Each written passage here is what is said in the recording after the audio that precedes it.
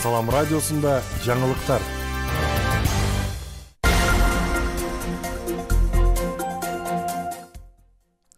Саламатсыз бардактуу угарман жана YouTube каналыбыздын көрүүчүсү. Эфирде жаңылыктар түрмөгү, аны менен мен Нурпейил Ашор кызы тааныштырам.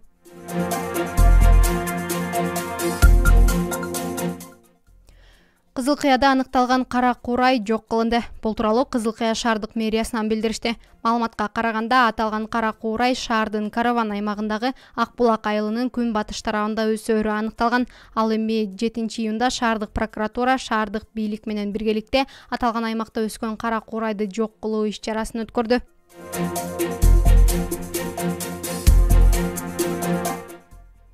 Баткенде дан эгиндерин оруп жыйноо иштери башталды. 7-июнда Кадамжай районунун Кыргыз Кыштак айыл аймагында кылкандуу дан эгиндерин оруп жыйноо иштери башталды. Бул тууралуу облустук бийликтен билдиришти. Ага ылайык учурда түшүндүүлүк гектарына 28 центнерден алынууда. Ошондой эле дыйкан фермерлерге жаз алды менен сапаттуу, түшүндүүлүгү жогору үйрөндөр сунушталган. Белгилей кетсек, быйыл облус аймагында 27 миңге жакын гектарга кылкандуу дан эгиндери себилген болсо, анын 6 миңден ашуун гектары күздүк, 21 миңге жакын гектары жаздык эген.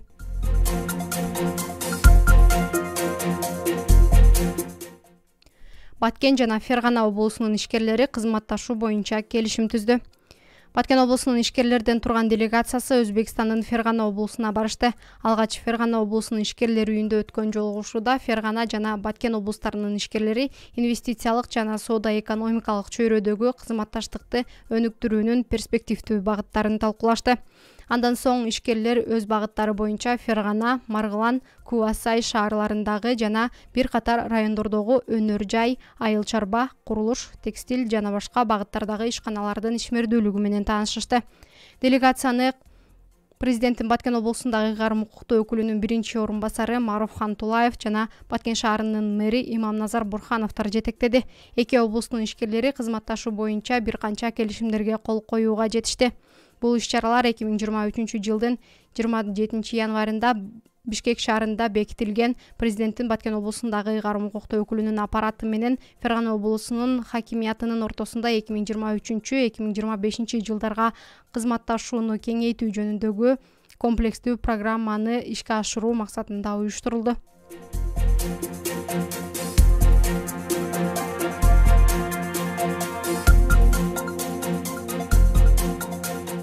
Чек арадагы 140 жаранга кир жуугуч машиналар берилди. Бул тууралуу Улуттук Кызыл Ай коомунун Баткен облустук филиалынын директору Канатбек Жигетов билдирди. Маалыматта Баткен районунун чек ара аймактарынын Аксай, Актатыр, Самаркандек, Карабак айыл өкмөттөрүнүн аймактарында аз камсыз болгон үй бүлөлөргө, багуусунан эрте ажыраган аялдарга, жардамга муктаж болгон жарандарга Улуттук Кызыл Ай коому тарабынан 140 жаранга кир жуугуч машина, кир жуучу каражаттар жана желим тепшилер тапшырылды. Мындай жардам Лейлек районундагы чек аралаш айылдардагы аз камсыз болгон үй бүлөлөргө да берилди. Жалпысынан 280 дана кир жуугуч машина, 280 дана 2 килограммдык кир жуучу каражаттар жана 280 дана желим тепшилер берилди. Кыргыз Республикасынын Улуттук Кызыл Ай коомунун Баткен облустук филиалынын директору Канатбек Жигетовдун айтымында, чек арада жашаган аз камсыз болгон үй бүлөлөргө жардам көрсөтүү максатында Баткен жана Лейлек райондорунун жарандарына берилип жатат. Кувейт Кызыл Ай коомунун демөөрчүлүгү менен, колдоосу менен Баткен жана Лейлек райондорунда Тажикстан менен чектеш айылдардан жалгыз бой аялдар, турмуш шарты оор үй бүлөлөр же болбосо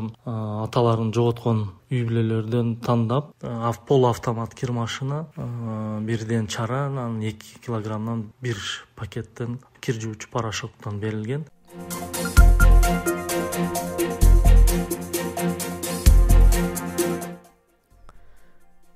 Баткен Кара-Токой автожолунун оңдоо иштери токтоп турат.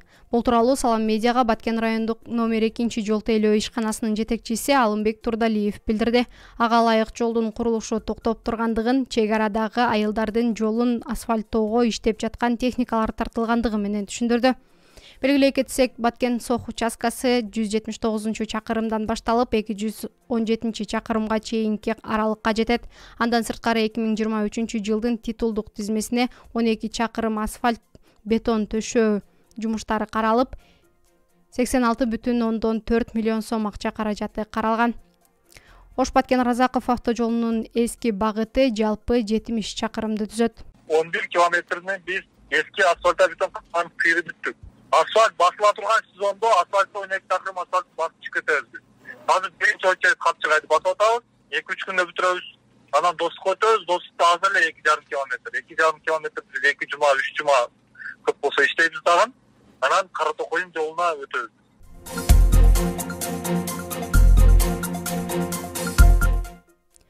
Күндүн маанилүү учурлары мына ушулар болду. Кайрадан эфир аркылуу амандашканча саламатта туруңуз.